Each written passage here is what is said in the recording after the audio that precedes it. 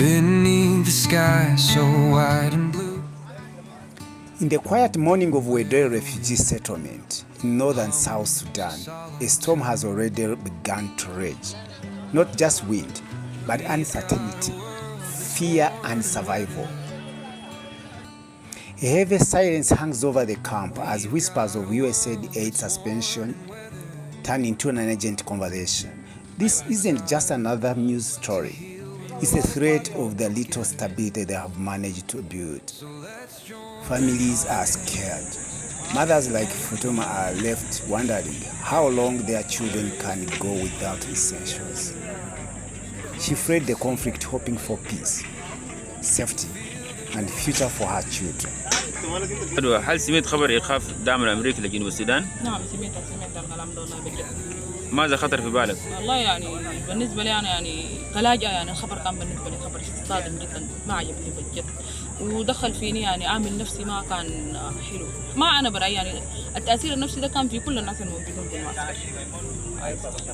لا مثلا قصدك الحاجات الاختزاء يلا دي نحن بنحصل عليها من خلال شغلنا في السوق يعني مثلا انت لو ما شغال ما بتقدر تحصل عليها الا تشتغل لو حتى انت ما اشتغلت ما بتقدر تلقاها باي طريقه يعني الا تضطر تبيع الدقيقه اللي عندك ولا ايش تودي السوق عشان تشتري به سكر بصل زيت يعني كده. كويس. Her voice trembles, but her pain is echoed by over 10,000 other refugees and host communities bound together by the fragile thread of humanitarian aid. For years, the United States Agency for International Development, USAID, was a lifeline. It wasn't just a funding, it was food, education, healthcare. It was hope. When news broke, South Sudan Grassroots Initiative for Development was shaken. Because we've stood for communities in 8 states, delivering services with heart and soul. Sustainable development for food security, wash programs and clean water and hygiene, keeping girls in school, treating malnutrition and protecting women and children, and promoting peace in divided communities. Today. So when we heard about the cutting of the USAID funding in South Sudan, particularly in a moment when we just received a notification from implementing a PSA project through Save the Children, it was a very big shock to us. And it wasn't just a shock to us because the project that we were supposed to implement, the BSA, was all about a girl and boy who would benefit.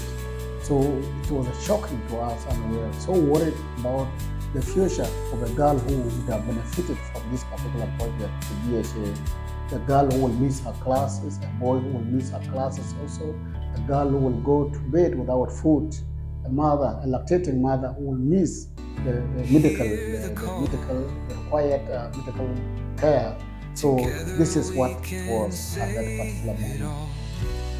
From ashes to despair, we are coming up innovative, adapting, and to push forward. We have turned to digital storytelling, sharing voices from the field with the international audience.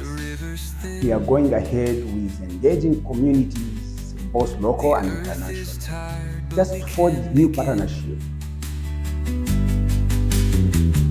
Well, small wins are beginning to shine.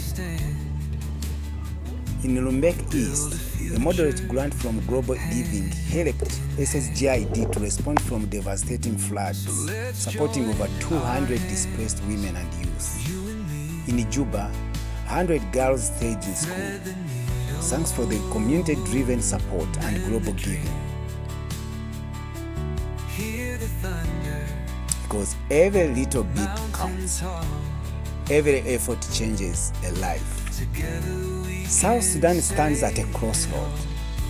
Conflict, climate crisis, poverty and displacement are worsening. And yet amidst all, SSGID stands strong, but we cannot do it alone. This is more than just South Sudan crisis. This is human one. Share our story. Stand with South Sudan. Because when hope is scarce, even the smallest act of kindness becomes a lifeline. Together, let's bring light where it's the darkest. Today. So let's join our hands, you and me, stitch the skyline.